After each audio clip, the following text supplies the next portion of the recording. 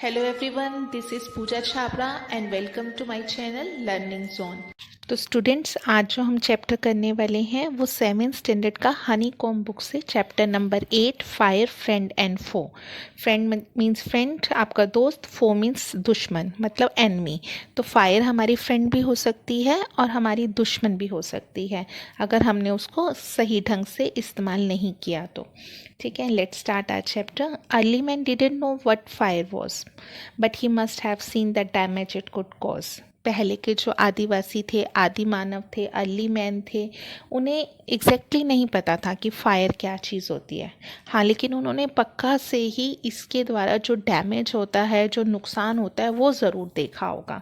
He must have watched lightning and volcanoes long before he began to use fire himself. जब early man ने invent की थी fire को, जैसे आपको पता है 2 पत्थर को रगड़ रहे थे तो उसमें से एक चिंगारी निकली थी, तो वैसे उन्होंने इन्वेंट की थी। तो उससे पहले से ही उन्होंने आसमान में बिजली चमकती हुई देखी होगी या फिर वोल्केनोस देखे होंगे, ज्वालामुखी देखे होंगे।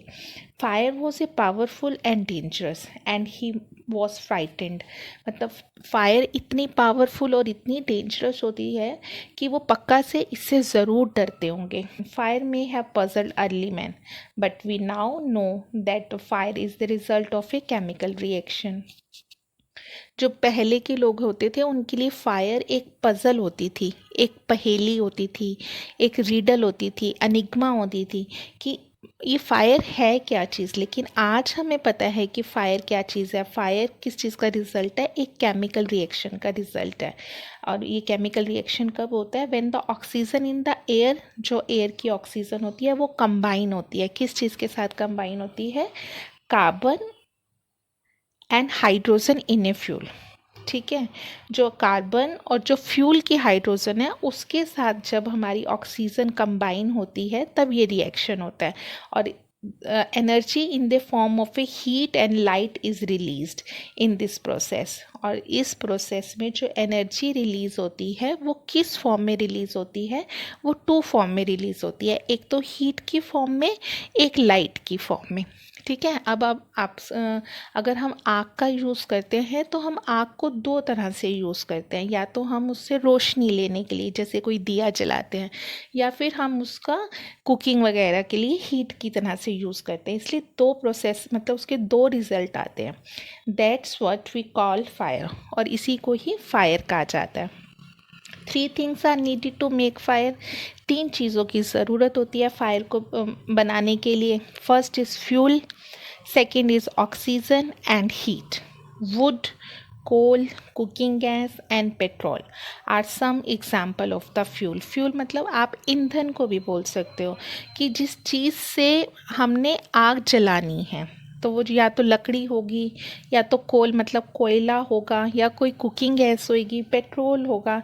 इन सब चीज़ों ये फ्यूल के एग्जाम्पल हैं। Oxygen comes from the air, और जो ऑक्सीजन होती है वो तो एटमॉस्फेयर में एयर से ही मिलती है। That's why when you blow on a small drink paper, it often burst into flame। और यही कारण है कि जब कोई पेपर जिसको हल्की सी आग लगी होती है, मतलब जैसे पेपर के किसी कोने में आग लगी होती है और वो धुआं धुआं सा निकल रहा होता है, आग बिल्कुल मंद मंद होती है। ठीक है, इट ऑफन भी बोल सकते हो आप, इसको ऑफ्टन भी बोल सकते हो, both are right. It often burst into flame. तो अचानक से जो वो किनारे पे हल्की सी आग लगी होती है और आप उसको ब्लो करते हो, फूंक मारते हो, तो वो एकदम से ज़्यादा आग में बदल जाती है। The third thing need to make fire is heat. और तीसरी चीज़ क्या हो जाती है? हीट होती है, मतलब गर्मैश होती है। अब आपको 3 चीज़ें पता चल गई कि जैसे किसी भी चीज़ को आग लगाने के लिए पहला तो फ्यूल चाहिए, या तो पेपर चाहिए, वुड चाहिए। दूसरी चीज़ आपको ऑक्सीजन चाहिए, जिससे हवा चाहिए जिससे वो आग लगेगी। और तीसरी चीज़ क्या चाहिए? हीट चाहिए, गर्मैश चाहिए। Fuel and oxygen do not make fire themselves. खाली फ्यूल से और ऑक्सीजन से। अगर ये दो ही चीज़ें हैं तो आग नहीं लगेगी। और एल से न्यूज़पेपर और stick lying in the open would catch fire on its own. ऐसा आपने कभी देखा है कि रास्ते में कभी कहीं लकड़ियाँ पड़ी हैं या फिर कभी कोई न्यूज़पेपर पड़ा है तो उसमें अपने आप से आग लग जाए, या फिर पेट्रोल है उसको अपने आप से आग लग जाए? ऐसा नहीं होता ना। To burn a piece of paper or wood, we heat it before it catches fire. किसी भी चीज़ को, किसी भी पेपर को, किसी भी लकड़ी को जलाने के लिए हमें पहले उस लेवल तक गर्म करना पड़ेगा उस चीज़ को। We generally do it with the light and match. ठीक है, हम माचिस की तीली वगैरह से जला के, आग जला के उसे उस लेवल तक जला सकते हैं, उस लेवल तक हीट कर सकते हैं। Every fuel has a particular temperature at which it begins to burn. ठीक है, हर हर जो फ्यूल होता है उसका अलग अलग टेम्परेचर होता है। कोई बहुत जल्दी चल जाता है, कोई बहुत देर से चलता है। ठीक है, इसको हम, this temperature is called the flash point. इस टेम्परेचर को हम क्या बोलते हैं? फ्लैश पॉइंट बोलते हैं, या फिर Kindling temperature of the fuel भी बोल सकते हैं। It is sometimes sad that fire is a good servant but a bad master. ये ज़रूर आपने लाइन सुनी होगी कि फायर को अगर हम एज ए सर्वेंट यूज़ करते हैं तो बहुत अच्छी बात है, लेकिन फायर को अगर हम अपने सिर पे चढ़ा लेते हैं, मतलब उसको अपना मास्टर बना लेते हैं, तो ये बहुत ख़तरनाक है। It only means that fire is useful as long as it is kept under control. तब तक ही फायर सही है जब तक वो हमारे कंट्रोल में रहती है। जैसे ही वो हमारे कंट्रोल से बाहर हुई तो वो बहुत डेंजरस रूप ले सकती है। For instance we use it cook our food, warm our homes in winter और टू जनरेट इलेक्ट्रिसिटी। इन सब चीज़ों के लिए हम फायर का यूज़ कर सकते हैं, खाना बनाने के लिए, घर सर्दियों में गर्म करने के लिए, या फिर इलेक्ट्रिसिटी जनरेट करने के लिए। But on the other hand, if fire gets out of control, it can be very dangerous. Yes or no? कि अगर जैसे ही out of control होगी तो dangerous हो जाएगी। Each year, thousands of homes and shops are damaged by the fire. हर साल हज़ारों घर और हज़ारों दुकानें फायर से डैमेज हो जाती हैं, या तो पूरी तरह से ख़त्म हो जाती हैं, या तो फिर आधी जल जाती हैं, या तो कुछ पार्ट जल जाता है। Vast areas of forest are also destroyed and hundred of the people are killed और injured.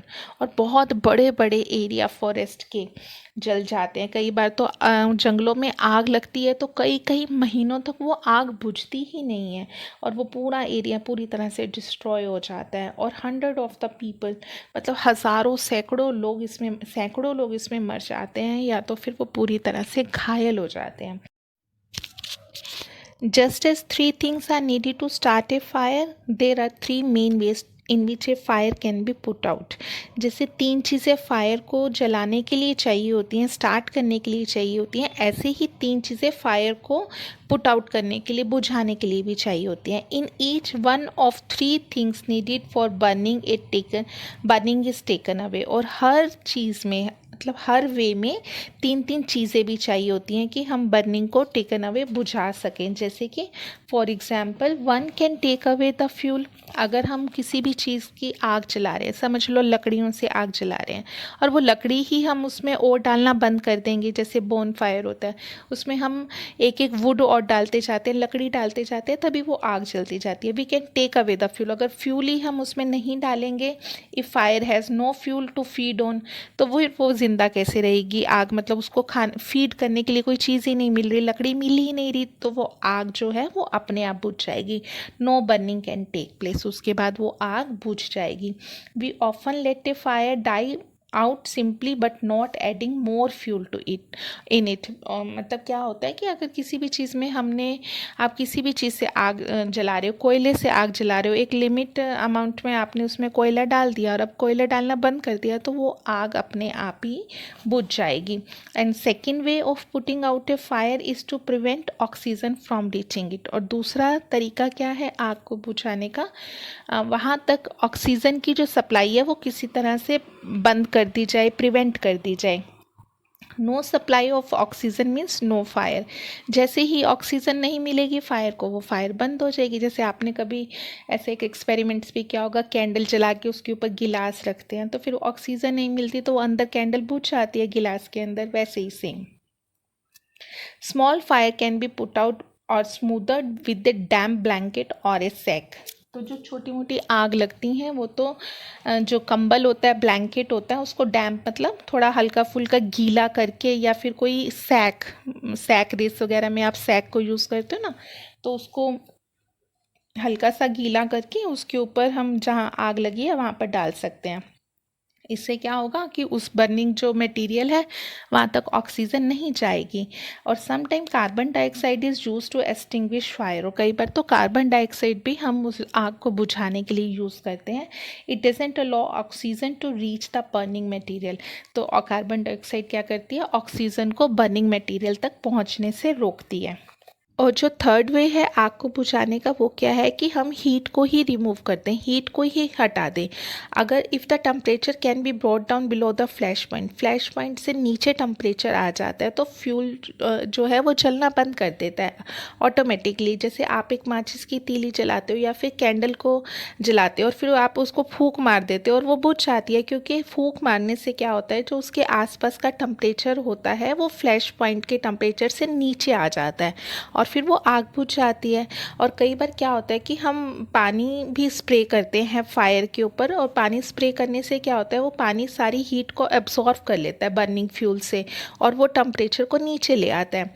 The blanket of A water also cuts out the supply of oxygen. हमने पहले भी बोला था कि एक हल्का फुल्का गीला ब्लैंकेट होता है, वो भी ऑक्सीजन की सप्लाई को वहाँ तक नहीं पहुँचने देता फ्यूल तक, तो वो उससे भी आग बंद हो जाती है। अगर आपने कितनी बार ऐसा होता है कि समुंदर में से जब तेल के टैंक जा रहे होते हैं, शिप में तेल भर के जा रहा होता है, तो समुंदर में भी आग लग जाती है। जब पानी के बीच में भी आग लग सकती है तो फिर हम हर आग को पानी से नहीं बुझा सकते, इसका ये कहने का मतलब है। तो क्या होता है, जब ऑयल होता है वो पानी के ऊपर फ्लोट करता है, पानी के ऊपर तैरता है, और उस टाइम पे वो क्या करता है, जैसे जैसे पानी में ही आग लग जाती है, और वो जो पानी जैसे जैसे बहता है वो ऐसे लगता है कि आग की एक नदी बह रही है, वो अपने साथ उस आग को भी साथ में लेता हुआ बहता है, जो कि बहुत ज़्यादा डेंजरस होता है। और रास्ते में उसके जो भी आता है उसकी चपेट में आता है वो उसको भी आग लगा सकता है। Water should also not be use on the Fyers cause by the electrical appliances. अगर कोई भी आग इलेक्ट्रिकल अप्लाइंसेज से लगती है तब भी हमने वहाँ पर पानी यूज़ नहीं करना है। अगर हम वहाँ पर पानी छिड़केंगे, पानी फेंकेंगे, तो हमें इलेक्ट्रिक शॉक लग सकता है, करंट लग सकता है, जिससे मतलब the person can be killed also. Fight an electrical. और इस टाइम पे हमने क्या करना है कि हमने कार्बन डाइऑक्साइड के वो जो आपने देखा होगा कि छोटे छोटे सिलेंडर्स होते हैं जो वॉल माउंट करके लगे हुए होते हैं, या जैसे स्कूल्स में लगे होते हैं, पब्लिक प्लेसेस पे लगे होते हैं, मॉल्स में लगे होते हैं, उसके अंदर क्या होती है, कार्बन डाइऑक्साइड होती है, जिससे हम उस आग के ऊपर डाल के आग को बुझा सकते हैं। We spend millions of rupees each year in fighting fires. और हम मिलियंस रुपीज़ खर्च करते हैं कि हम इस आग पे कैसे काबू पा सकते हैं, नए नए तरीके खोजते हैं कि आग लगे ही ना, आग से बचाव हो जाए। On the whole, we learned rather well to control fire and put it to good use in everyday life। और यहाँ तक कि ऐसा भी हो चुका है कि अब हम काफ़ी हद तक ये बात सीख चुके हैं कि हमने फायर पे कैसे कंट्रोल करना है, and put it to good use in everyday life. और हमें अपनी रोज़ाना की ज़िंदगी में इसको कैसे एक अच्छी तरह से हम यूज़ कर सकते हैं, कैसे इसको अपना एक सर्वेंट बना सकते हैं। Long ago there were no fireman when fire broke out. तो देखो अभी इसमें पहले के टाइम पे क्या होता था कि कोई भी फायरमैन नहीं होते थे। आपने फायरमैन की स्पेलिंग नोटिस की है, MEN है, क्योंकि यहाँ पर प्लूरल है, तो MEN जब सिंगुलर प्लूरल में चेंज होगा तो MEN हो जाएगा। तो पहले जब आग लगती थी तो कोई भी किसी भी तरह के फायरमैन नहीं होते थे, और एवरीबडी, और उस टाइम हर कॉमन पर्सन ही फायर फाइटर बन जाता था। People formed a human chain, एक दूसरे को एक ह्यूमन चेन मतलब लाइन से खड़े हो जाते थे और एक ह्यूमन चेन बना लेते थे, और passed bucket to the water from the well और पॉन्ड टू द ब्लेज। और क्या करते थे कि जो भी वेल है, कुआं है, या वो कोई एक पॉन्ड बना हुआ है, वहाँ से पानी टू द ब्लेज मतलब जहाँ जिस जगह पर वो आग लगी हुई है वहाँ तक वो पानी एक एक बकेट आगे आगे करते करते, जैसे आपने गाना सुना साथी हाथ बढ़ाना, मतलब वैसे वैसे एक दूसरे को पास ऑन करते हुए वो बकेट वहाँ तक फेंकते जाते थे पानी की। Now there were laws about building construction which ensure that space is left between building to reduce the fire risk. अभी पुराने टाइम में तो जो कंस्ट्रक्शंस हो गए, लेकिन अभी जो भी नई बिल्डिंग्स बन रही हैं, जो मेट्रो सिटीज़ में होते हैं, जो फ्लैट्स होते हैं, बिल्डिंग्स होती हैं, उसमें इस बात का ध्यान रखा जाता है कि बिल्डिंग दो बिल्डिंग्स एक दूसरे के साथ सटी हुई ना हो, उसके बीच में ज़रूर कुछ गैप होना चाहिए. Every new building, especially a public place, must ensure observance of the fire prevention norms. Every new building और जितनी भी नई बिल्डिंग्स बन रही हैं, स्पेशली का मीनिंग स्पेशल मतलब खास तौर पे, और स्पेशली का मीनिंग होता है खास तौर पे, मतलब स्पेशल से भी ऊपर. A public place must ensure observance of the fire prevention norms. अभी हर तरह से कोई भी पब्लिक प्लेस है, मॉल्स वगैरह हैं, उसमें रूल्स एंड जो रेगुलेशंस हैं वहाँ के अकॉर्डिंग है कि आपको जो बेसमेंट है वहाँ पे आग का सिस्टम सब होना चाहिए, सीढ़ियाँ भी होनी चाहिए. ऐसा नहीं कि सिर्फ लिफ्ट पे डिपेंडेंट होना चाहिए, एलिवेटर्स पे डिपेंड नहीं, आपको दूसरे वाली सीढ़ियाँ भी होनी चाहिए कि भगवान ना करे कि कभी ऐसा कुछ हो तो जो पब्लिक है वो दूसरी सीढ़ियों से भी भाग सके, क्योंकि इलेक्ट्रिकल चीज़ें उस टाइम पे रोक देते हैं. तो इस तरह से जितने भी नॉर्म्स हैं, रूल्स एंड रेगुलेशंस हैं, वो सब ज़रूर फॉलो किए जाने चाहिए. जितने भी फायर फाइटिंग वर्कर्स होते हैं उन्हें बहुत ज़्यादा स्पेशल इक्विपमेंट्स दिए जाते हैं, औजार दिए जाते हैं, known as the fire brigades. All are there to put out the fires. और उनको पता होता है कि हमने इस आग को कैसे बुझाना है. Fire fighters are highly trained people. ये बहुत ज़्यादा ट्रेंड लोग होते हैं और इनमें बहुत ज़्यादा निपुणता होती है. उनको वो सारी क्वालिटीज़ आती हैं कि कैसे आग के ऊपर काबू किया जा सकता है. They cut off the electricity supply. सबसे पहले ये इलेक्ट्रिसिटी की सप्लाई को बंद करते हैं, काटते हैं. Knock down the dangerous wall. जितनी भी डेंजरस वॉल है उनको हटाते हैं, पानी का स्प्रे करते हैं, और जितने भी अदर मटेरियल्स हैं जो जिससे फायर कंट्रोल में की जा सकती है वो सब करते हैं. They are also train in the first aid also. और ये फर्स्ट एड में भी ट्रेंड होते हैं ताकि उस टाइम पे जो घायल लोग हैं उनकी मरहम पट्टी जो एक शुरुआती दौर पे करनी चाहिए हॉस्पिटल लेके जाने से पहले, वो लोग कर सकते हैं. They can help people suffering from the burns and from the effects of smoke. And और जो भी कोई भी धुएं से किसी भी तरह का लोगों की आंखों में धुआं गया है तो उसको कैसे कम करना है, तो उनको इस चीज़ की भी ट्रेनिंग दी जाती है. The discovery of fire and it uses help early man to cope with the nature. जैसे ही फायर की डिस्कवरी हुई तो इससे जो अर्ली मैन है वो नेचर के साथ और भी ज़्यादा कॉप अप करके रहने लगा. And gradually adopt a settle mode of life. और धीरे धीरे वो एक सेटल मोड की तरफ बढ़ने लगा, क्योंकि जब तक आग की इन्वेंशन नहीं हुई थी वो रॉ मीट को खाते थे, कच्ची मीट को खाते थे. और जब से आग की इन्वेंशन हुई तब वो मीट को खाने को पकाकर खाने लगे. Fire is still worshipped in many parts of the world. आज भी संसार के कई भागों में आग को पूजा जाता है, और सच में इंडिया में भी पूजा जाता है, क्योंकि कुदरत ये कहीं ना कहीं रिलेट करती है कुदरत को. तो हम कुदरत की सब चीज़ को पूजते हैं, चाहे वो सूरज है, चांद है, या फिर पानी है, या आग है. Fire is indeed a friend. No doubt कि फायर एक अच्छी फ्रेंड है, but we know it can be dangerous and be once it gets out of control. लेकिन ये बहुत खतरनाक दुश्मन हो सकती है अगर ये कोई आउट ऑफ कंट्रोल हो जाए. और कोई भी चीज़ कंट्रोल में ही अच्छी लगती है, जैसे ही उस चीज़ की एक्सेस हो जाती है या अति हो जाती है तो कोई भी चीज़ नुकसानदायक हो सकती है. तो मुझे होप है कि आपको ये लेसन समझ में आया. Please subscribe my channel and press the bell icon also, then you will get the notifications of new videos also. And if comfortable, share it also. Thank you.